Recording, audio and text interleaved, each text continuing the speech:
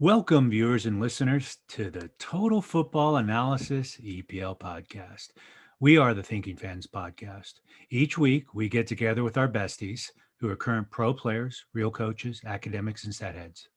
We are sponsored by the EPL Prospectus, a 280-page guide of the upcoming season created by a team of 25-plus writers and designers. Moneyball for football, analytics plus eye candy. Available at www.thinkingfanmedia.com and on Amazon. Today, we are joined by I Got Your Back soccer analyst Harshal Patel. Also on the pod is DJ Taylor, a professional outside back for North Carolina FC and clothing designer. I'm host Chris Mumford, known as the Professor. Bella ciao. During week 6, we've had a shortage of goals compared to the first 5 weeks.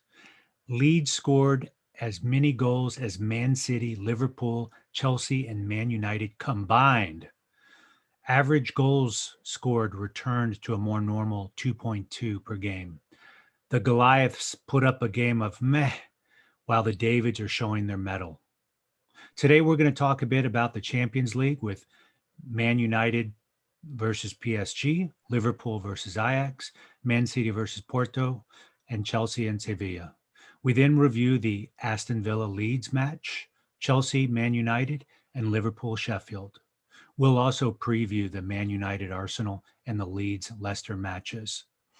Harshal, why don't you hit us with the highlights of the Man United-PSG game? Yeah, this was basically a return for Solskjaer to the scene of his most famous triumph 2 years ago, which got him the job permanently, right? Where United beat PSG dramatically 3-1 with a last-minute penalty from Marcus Rashford and went on to the next round, and that got him the job permanently. And it was, I wouldn't say it was a similar sort of performance, but it was a similar template that United set up with, and it's something that Solskjaer has been successful with, which is to sit deep and counter, and he's used that to great effect against the bigger sides or teams which keep the ball or are good in possession, and that's worked out really well for him, and it did so in this game as well. If you saw the lineup, United started with a back three. Axel Tuanzebe came into the team after a 10-month layoff for his first game, and I thought Tuanzebe and Wan-Bissaka were absolutely superb on that right-hand side of the United defense. I mean, if you can keep up with Kylian Mbappe in a foot race and dispossess him with a tackle, that shows that you have the sort of attributes to be able to play at the top level. And Tuanzebe did that, I think, 2 or 3 times. Wan-Bissaka was also able to get in with tackles and not allow Mbappe space. So United were able to keep that side of things locked down. You had Fred and McTominay shielding the midfield really well. And, Pogba didn't start. He was on the bench. So it was a very energetic and disciplined midfield that started in Paris, which is what the necessity was after, the display in the Spurs game where United lost 6-1. So there was a need to bring discipline in, which Ole did. And then you had Marcus Rashford sort of finishing things off at the end with that brilliant goal. And it wasn't even his first chance. There were 3 or 4 opportunities on the counter where Rashford could have scored, but the move broke down because the defender came back, or he made the wrong choice in terms of passing it, of choosing to pass rather than to take a shot. But I thought the tactics and the way United set up was superb. And also a mention to Alex Telles, who made his debut for United, played at left wing back in that game with Luke Shaw playing at that left centre half. He was a danger as well. His crossing was good, and he looks like a good option for United once he gets up sort of full fitness and begins to start in the Premier League. So it was a good performance by United to kick off the Champions League this season. DJ, what was your take on the game? Yeah, I agree. I think I was impressed with Man United and how they defended. You saw them very disciplined. They didn't dive in whenever Neymar got the ball or Mbappe. They really just controlled them into their space so that they didn't really have the access to do whatever they wanted to in any space like they usually do. But yeah, they were very disciplined. I was impressed with Alex Telles when he came out as left wing back. Like you said, his crossing was crazy good, and he was very dangerous, honestly. And I was also impressed with Wan-Bissaka. I know defensively he had it, but this game, I thought he had some plays where he actually went forward and created stuff in the final third that he usually doesn't do.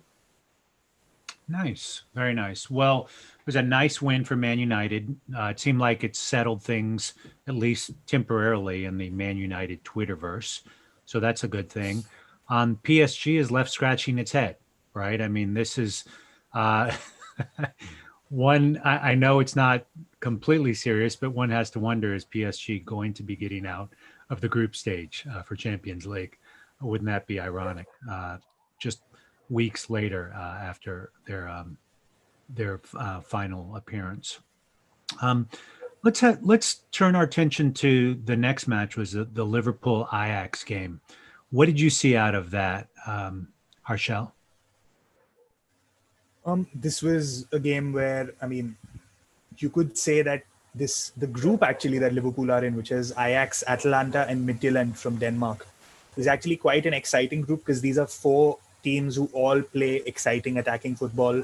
Midtjylland are sort of, I mean, I wouldn't say the pioneers, but they're one of the ones who brought the whole data analytics revolution into the wider sort of scope, or the wider view in football today, where they've really done well with regard to using money ball in that sense in football, because of the owner and his sort of philosophy towards doing that, and his the way he's been successful with that.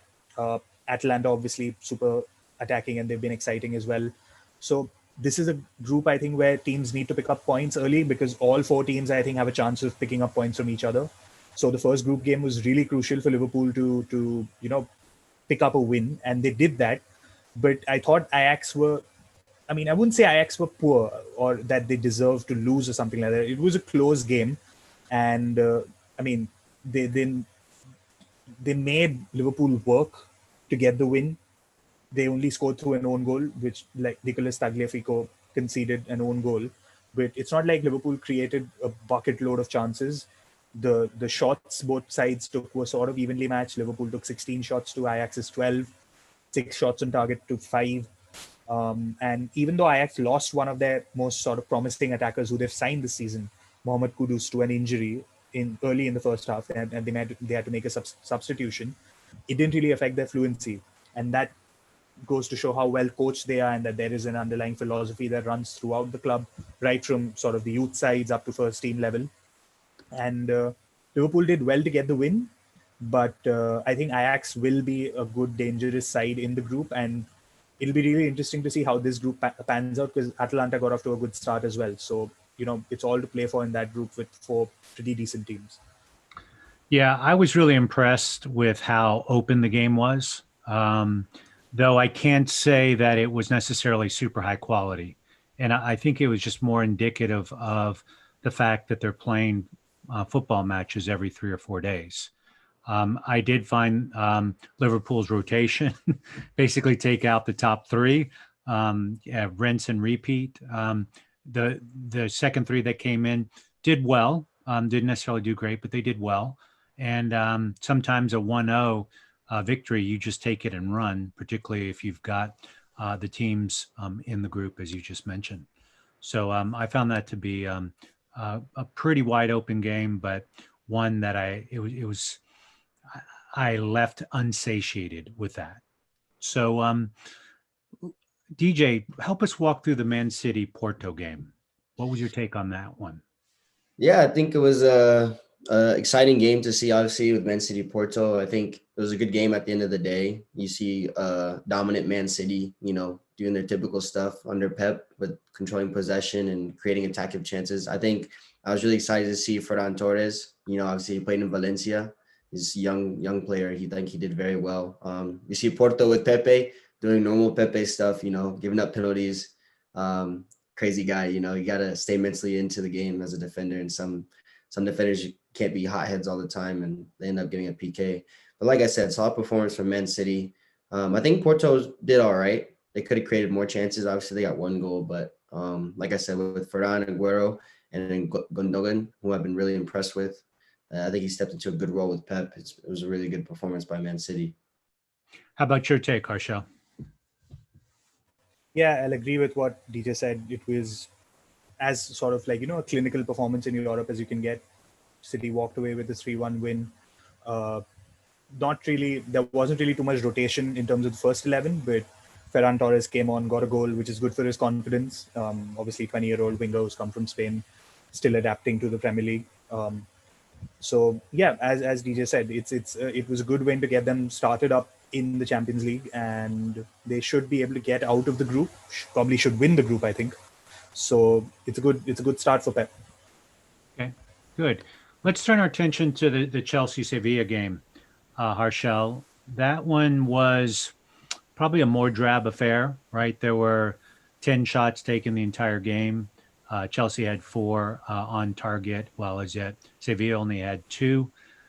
You got the sense that Sevilla played Sevilla ball, right? And my sense is that they both were probably satisfied with a 0-0 result, taking the point, realizing other folks in the group. What's your take on that, Harshal? Yeah, definitely. Both Lampard and Emery were sort of okay with, not Emery, Julian Lopetegui were okay going with a draw, and not really, neither team sort of overexerted themselves for a win. And I'd say that that's a good thing from a Chelsea point of view, because we've spoken about this multiple times, that they've had a problem conceding goals. They've conceded 54 goals in the Premier League last season. They've started off poorly this season as well in terms of defensive solidity. So it looks like Lampard's tweaked his tactics, or he's basically going for the safety first approach in that sense. And we will talk about that a little more when we come to the United game and that analysis as well, because it was similar there.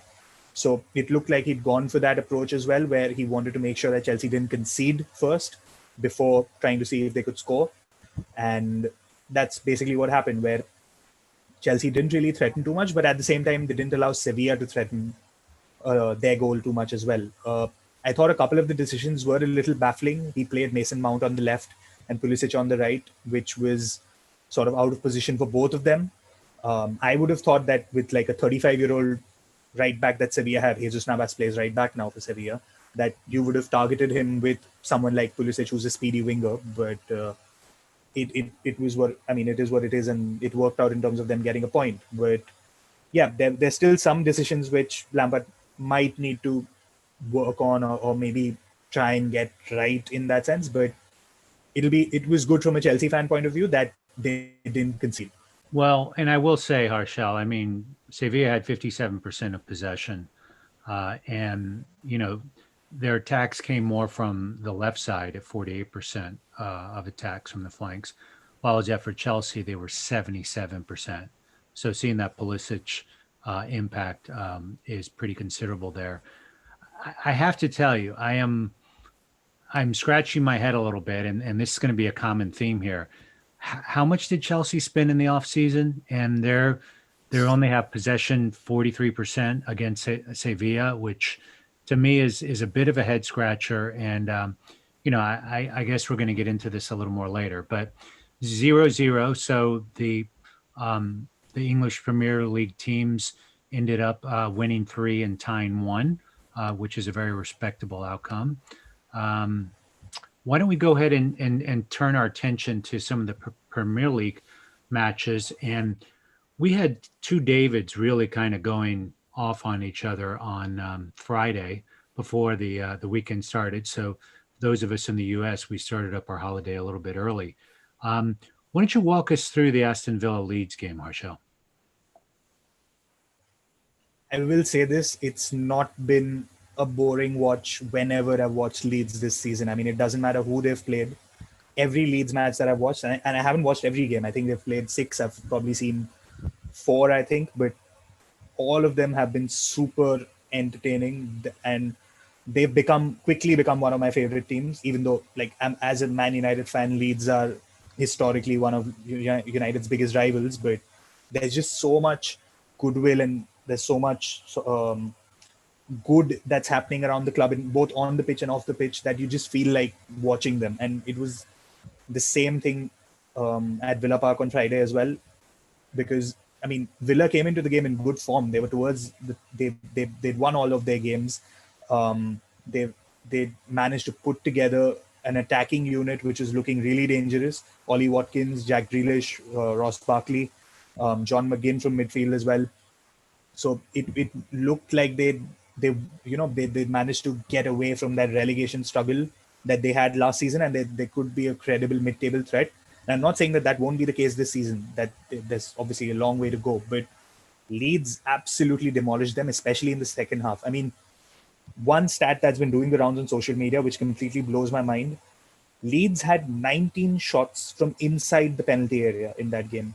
And 14 of those shots were from that central area from where shots, if you look at the analytics, those are the areas from where shots taken are most dangerous. They had 14 shots from that area in the penalty area and 19 shots overall. I mean, that just boggles your mind, and that tells you how effective they were in terms of attacking. And another thing which I find super interesting with Bielsa is how he's able to sort of remodel players or play players in positions which they may not be familiar with, but still get Premier League level performances out of them. He lost Calvin Phillips to injury, who's arguably the one player in that Leeds squad who doesn't have a replacement or backup. He played Pascal Struijk, who is a centre-back at defensive midfield in that game. Struijk picked up a yellow card, I think, within the first 5 minutes, and he was subbed off within 21 minutes. And Bielsa brought on Jamie Shackleton, who's 22, 23 years old, to play that role, and he played it brilliantly. Luke Ayling, who's a right-back, played at centre-half. Stuart Dallas, who's a central midfielder who has played left-back for most of last season, played at right-back this game. Edgen Alioski, who's an attacking midfielder, wears the number 10, played at left-back.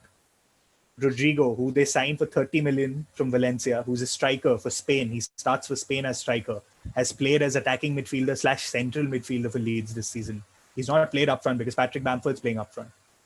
And I mean, when you listen to all of that, you think, how are they doing so well? And that just tells you how good the coaching setup is, how good Bielsa is at transmitting his message, at telling the guys what they need to do on the pitch. And then they go out and do it because there's 100% belief in his methods. And I mean, it's just superb. DJ, help us figure this out, because how is it that a squad that's had a few additions, Premier League, some Continental, but mostly Championship, players playing out of position, their star home signing out, how are they doing how does this work how does this pass the eye test in real soccer hardball? Yeah, I think obviously, like Harshal said, it starts with the coaching. Obviously, if anybody hasn't watched the Leeds documentary, but you see kind of what his coaching is like, and the culture and environment he creates for his players is crazy. And then I'd say second thing is the players. I think one thing, if people didn't notice, was Bamford missed a clear opportunity, I think, in the first half, and in the second half scores a hat trick. And so that just shows their determination and mentality moving forward. Even though they're moving up to Premier League, they have no fear against any other team. And then obviously, I think, like I said, with the freedom with them in the attacking half that the coach gives them and how effective they are, is they're unstoppable. And I think that's just what they've done this whole season, is they just had nothing to lose, and they're just running at teams and giving them all that they have and showing up. And they're honestly a top quality side. It's exciting to watch them every week. I got to tell you, it's like watching the attack of the zombies when they hit their fast breaks in fast forward mode, because the amount of goals they had, the shots they had. You mentioned 19 in the penalty area. There were 26 total in the game versus Aston Villa's, right?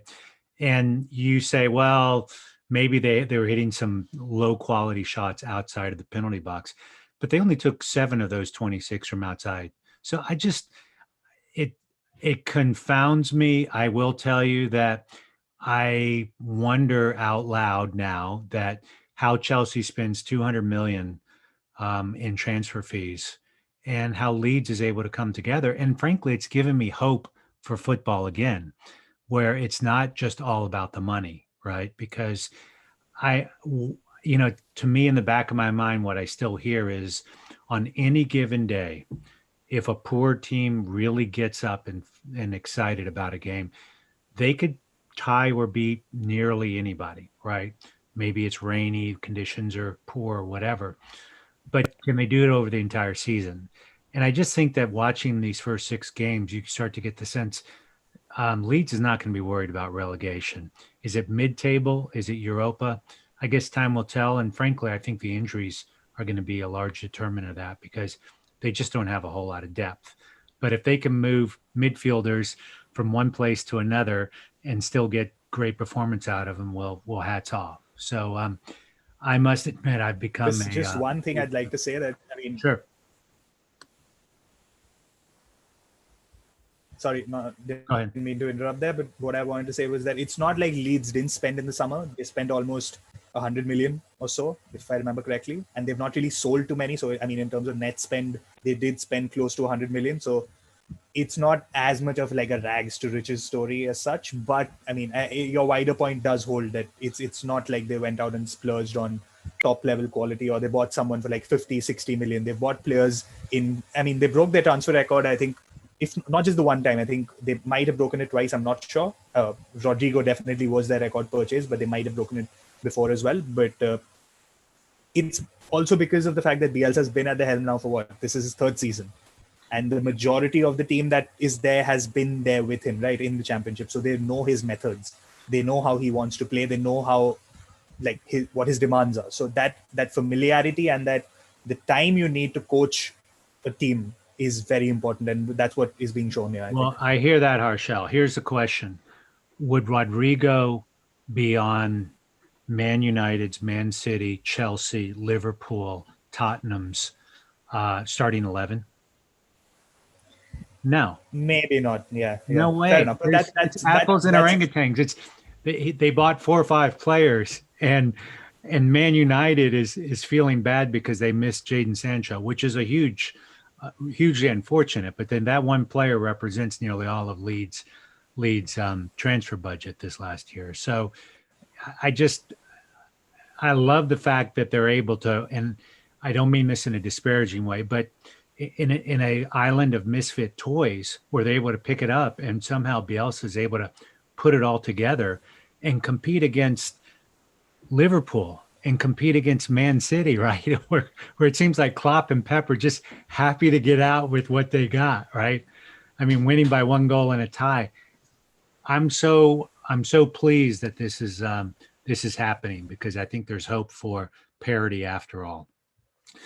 I guess you want to go from one opposite extreme to another. DJ, help us break down that Chelsea Man United match. Let's see. Let me grab my pillow real quick so I can make the sleep. Yeah, man. Boring game. Disappointed kind of more with Chelsea. Honestly, I expected more out of them with Frank Lampard and the quality that they have, especially with Pulisic and the other guys. It was just a boring game. The teams fought back and forth a lot. Didn't really see much attacking wise. I think, like you said, I think Chelsea kind of sat back as they were trying to protect and not lose the game, which I give credit to Frank Lampard, because the last, couple of seasons, that's been the big problem, is defensive mistakes, individual defensive mistakes. And it's kind of led them to lose a lot of games that they could have won. But yeah, boring game. I'm sure other people watching it were super bored. I expected more out of Chelsea, and Man U just played all right for me. How about your take, Harshal?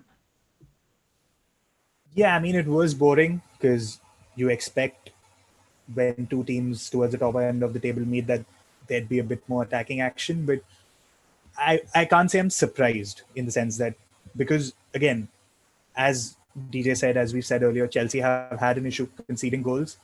And if you look at their games against United last season, they came to Old Trafford on the first day of last season, tried to play a high sort of, octane attacking football, possession football, and got hammered 4-0 on the counter-attack. United beat them 3 times last season. Out of the 4 times that Man United and Chelsea played last year, they beat them thrice. And the only time Frank Lampard won last year was in the FA Cup semi, when he tightened things up and didn't allow United space on the break. So the moment you saw the team sheet that, an hour before the game yesterday, when Chelsea lined up with the back 3, it was clear that he wanted to sort of limit those spaces in behind, with Daniel James for Rashford to run onto, for Fernandes to sort of play the balls into. So, I sort of expected it from Chelsea. And from United's part, this has always been the problem for United under Solskjaer, where they've struggled to break down teams who sit deep. And again, they've not. So United haven't won a home game for the last 4 or 5 games, I think, stretching back to last season. Whereas they're on a club record, I think, 10 away game streak win streak, which tells you again that against teams that sort of don't give Solskjaer the space to counter attack, he's struggled, and that's what happened here as well. So United need to figure out a way to, he needs to figure out a way to coach attacking patterns, or to just get those guys playing in a way where they can break down deep defensive blocks, because against teams which give them space, they're brilliant. We've seen that against PSG. We saw that against multiple teams last season. So it was boring, but I can't say I'm too surprised. Yeah. What I can't get over is they dropped 200 million on transfers, of which 22 went to Mendy. And Mendy, in my opinion, was the one that is what kept them out of trouble yesterday. So I think that the Mendy transfer was really what saved them. And I don't know what they spent the rest of the money on, because they had one shot on goal, right? And I know it takes time for players to bed in, but we're six matches into it, and they've done a decent job in terms of scoring goals. I think they've got the third most in the league, third or fourth. So I think there's some opportunity there, but I get the sense there's just not a ruthlessness. And I'd actually like, if you're going to change things and experiment a little bit, I'd love to see Giroud get some minutes in there and show those youngsters what ruthlessness can really be like. DJ, what's your take on kind of that whole, just a lot of new players coming in and trying to settle in? What's that like in the locker room, and what's that like on the pitch? Yeah, I think it's like you said, like it's a transition period for players. For some, it's tough. For some, it's easier. I think they'll have to figure out what their role is as a team and what they're going to play in on this team and what they're going to do. Some of them may be coming from starting all the games to, coming off the bench, and that's their role. And some people have to adapt to that. Obviously, coming to the Premier League is not an easy task if you choose to come to any other league, But yeah, I think it's, as an environment and culture, each player has to sit down and kind of think about what their role is and what the coach is asking of them. I think one of the things I was also disappointed was I was excited to see the outside back matchup, but you got Wan-Bissaka, Chilwell, and James and Shaw. I kind of wanted to see more of that, and that's kind of why I was expecting a little bit more. But on the other hand, after seeing how they played, like Harshal said, a 0-0 is kind of sufficient as to how they're moving forward. Right. So if you're the owner of the club and you have a 0-0 score midweek, and you have the score you have on the weekend, I wonder if you feel like you're getting your money's worth or not. So time will tell on that. If at some point the quality is going to show, and let's hope it shows at the right time if you're a Chelsea fan. Harshal, walk us through the Liverpool-Sheffield match. Yeah, I will say that Sheffield United were much better than they've been in recent weeks, and whether that's a product of the fact that, we're 6 weeks in, they've had obviously more time on the training ground to build up fitness, to build up their defensive and attacking patterns and all of that, or whether it was just maybe a little bit more motivation that they're playing against Liverpool. I think it was a bit of both, but they were much better than they've been in the last few weeks, and that should give them hope, because they've only picked up a point so far. So or maybe not. But the fact that they've not picked up, they have picked up a point. They've not picked up any wins so far, just the one draw against Fulham last week. So it's not really a good sort of sight to watch from a football fan, in the sense that we were all so wrapped up in the Sheffield United story last season, where they almost made Europa League, and obviously first season in the Premier League under Chris Wilder, and he's done such a fantastic job with them. And it might be a bit of second season syndrome, but I think they might still have enough to maybe get away from relegation on the basis of this performance. In terms of Liverpool, they needed to make changes. Obviously, Van Dijk is out, so we're going to see a lot of Fabinho at centre back, but Thiago was out as well. So Klopp actually moved to a 4-2-3-1, which he's not really played too much.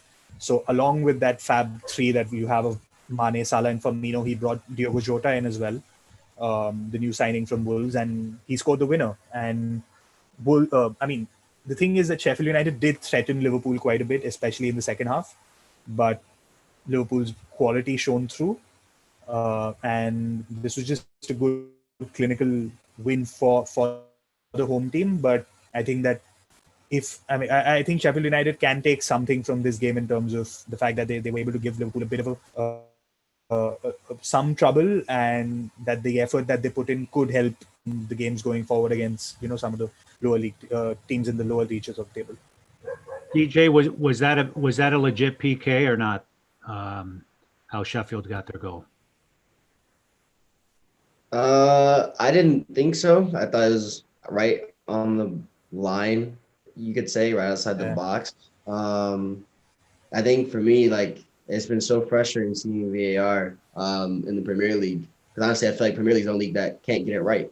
I saw something on Twitter the other day with the Australian league, how they use VAR and how the refs are talking, and they had the refs mic'd up, and it was crazy to see how much more fluent and easy it was for them to make decisions. But here in the Premier League, it's, I don't know, they're under pressure or something, and they're just making bad calls out here. But I think it was a good reaction by Liverpool to just keep going on with it. I've been actually really impressed with Diego Jota.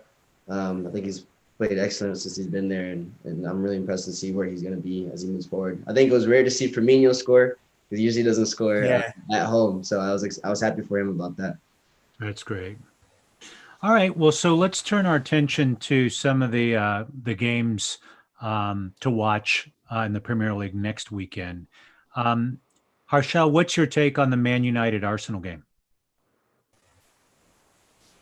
Now, this is going to depend on how Arteta sets up, in the sense that I don't think he will, but if he tries to play a City sort of game where Arsenal try to keep the ball and hog possession, that could play right into United's hands. As we've all spoken already, good on the counter-attack, can exploit those spaces well. But we've seen that Arteta is also not as dogmatic as Pep. He does adapt to the opposition. So it could be another close run thing where you need a moment of quality, which is what you needed in that Chelsea game, which in the Chelsea United game, which we didn't get.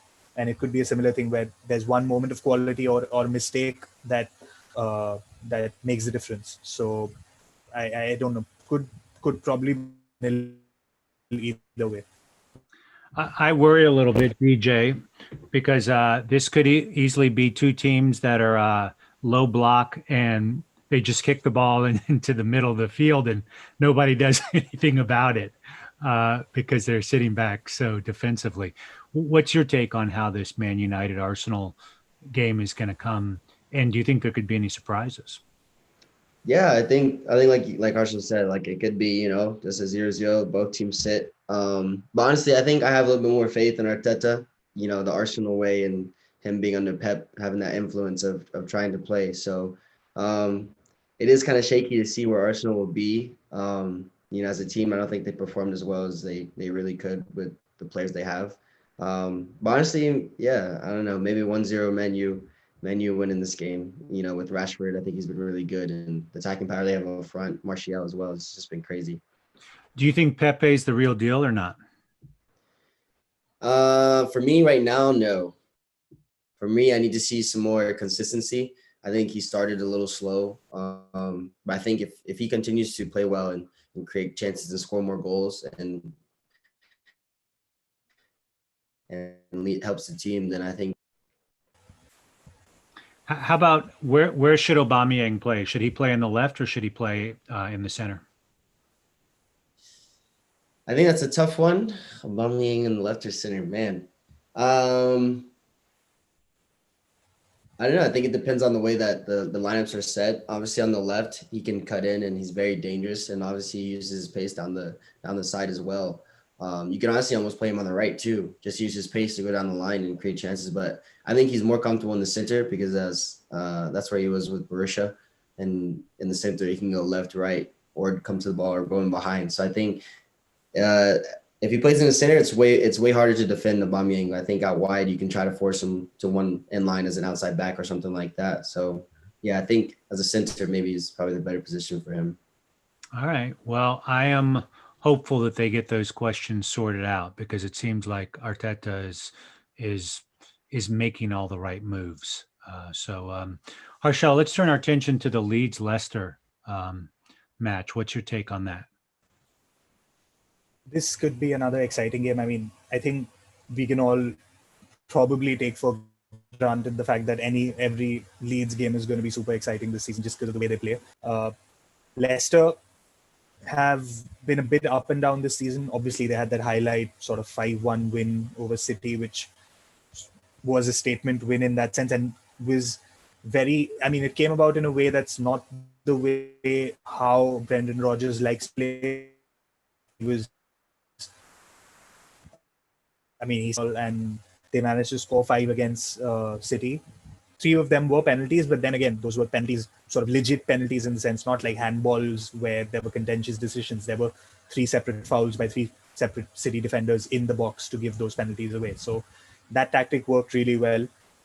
I wouldn't be surprised if it's a similar variation of, if it's a similar sort of thing that Rodgers tries to go for against Leeds, because they're, again, a very high-octane, high-energy team. So it might make sense to sit back against them, try to soak up that pressure, and then take advantage of the spaces that they leave at times when they commit on the attack, because they commit and they, with a capital C when they attack. And we've all seen that there's that clip doing the rounds on social media where they were 3-0 up against Villa and they had a counter attack on the 93rd, 94th minute, and there were 7 Leeds players attacking and in the Villa defensive third, right? So there is a chance for Leicester to maybe take advantage of those spaces if they sit back. But at the same time, Leeds have been in such great form that you never know. They might just be able to blow Leicester away as well. Interesting. So, DJ, I want to get back to a point because we talked a fair bit about Wan-Bissaka and now outside backs, and curious to kind of get your take on how the position is evolving. Is it an evolution? Is it a revolution in the last 3 or 4 years? You play the position. What are things that you're seeing in the Premier League, and then what are things that you're actually using and doing on the pitch? Yeah, I think outside back position is kind of like a evolution, I kind of went through it myself. I grew up till I was about 16 playing attacking mid. And then once I turned 16 was turned to outside back. So I think that kind of shows a lot of it. I think the outside back position is turning more almost into a winger, inverted winger, I guess you could say. It's all about attacking and less about defending, honestly, unless you have, on one hand, you have Trent Alexander-Arnold attacking wise is crazy, but I could say sometimes he struggles defensively, but then you have Wan-Bissaka, who's a powerful machine who can defend, but going forward, he struggles a little bit. So it can go either way. But I think, honestly, winger and outside back is almost coming into basically one position. I don't even know, I guess you could say in that sense, because when the outside back goes forward, if I overlap, then the winger has to hold my position and vice versa. So I think it's an evolution watching the different systems and styles. Like obviously with Pep, you have, inverted outside backs with Kyle Walker playing in the pockets behind lines. And then you have other teams where the outside back is going down the line the whole time and the winger's tucking inside. So I think it's kind of exciting to see the outside back position, evolve, like you said, and have, me as an outside back be able to go forward and go and score goals as a winger is crazy to think about. Before, back in the day, it was you're a defender, you stay back here and that's it. What are the folks of outside attacking backs that you keep an eye on, and which one are some really strong defending? And then give me the hardest one, which is best combos. Best combos. Yeah, obviously, so most exciting ones I think in the Premier League obviously are Liverpool's outside backs, with Trent and Robertson. They've been doing this the last couple of seasons. They've been consistent with it, highest assist, crazy numbers. If you look at their numbers, they're kind of like the pure example of the evolution of the outside backs. Obviously, I've been starting to watch Leeds outside backs. Obviously, with their system, I'm starting to love their system and their culture there. So I think that's great. Obviously, a little bit older guys I used to watch would probably be the best for me would be Dani Alves, Jordi Alba, Marcelo. I think those are some of the top guys that I would say that I looked up to and looked how they played. Best combos, that's kind of tough. Oh, also one more that's exciting is Davies. Watching him come from MLS playing as a winger to the top level being an outside back, and his transition was only a matter of months if you think about it. And he's already got a couple of trophies at 19 years old, so it's kind of crazy seeing that. Yeah, my favorite outside back obviously was Dani Alves. I loved the way he played attacking and defensively. I thought he was very good. Marcelo, on the other hand, was a little bit more attacking. I think he kind of struggled a little bit defensively. Wan-Bissaka, though, I think is one of the top outside backs defensively. I think it could be exciting to watch him grow as a player. I think it's easier to grow learning how to attack rather than it is to defend. Yeah. So, when you got somebody like Aubameyang running at you, it's hard. Harshal, what's your take on the evolution of the position? Yeah, as DJ says, fullbacks have to do a lot more than just defend nowadays. I mean, it's a lot to do with how the game has evolved tactically, where because of the way teams set up nowadays, a lot of the times you'll find that the space that space is available out wide, and that the fullbacks are the most sort of well positioned to take advantage of that, and that's how the game has gone. That's why Alexander-Arnold and Robertson are able to get up the wing and swing crosses in, or just be involved that much in attacking play, because that's where space is nowadays. Look at, and that's also another reason why you've seen so many wingers push as fullbacks, and not just at towards the end of their careers. We saw Antonio Valencia do that for Man United, for example. Jesus Navas is doing that for Sevilla, as I mentioned previously. But Alphonso Davies, who's 19, he got converted from a winger for Vancouver in the MLS to a left back for Bayern Munich, and he was. I mean, people have been talking about him being one of the best left backs in the world already. I don't think he's there yet, but he was certainly absolutely brilliant when in that run to the Champions League win that they had, and the Bundesliga title last year. So it's just an evolution of how the game has been evolving, where space is available out.